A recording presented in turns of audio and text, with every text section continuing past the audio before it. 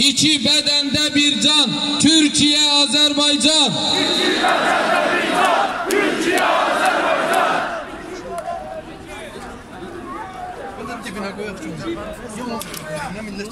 Ya Karabağ, ya ölüm. Başka yolu yok artık.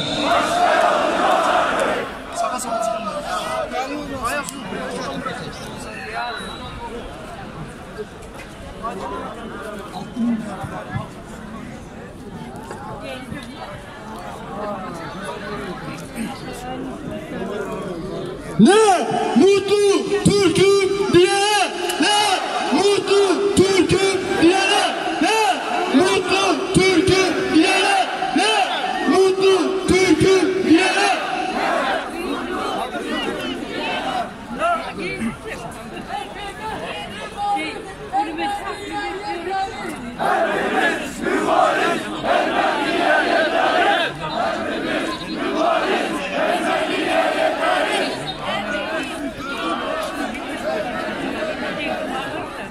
Arkadaşlar, sloganlara karşılık verelim.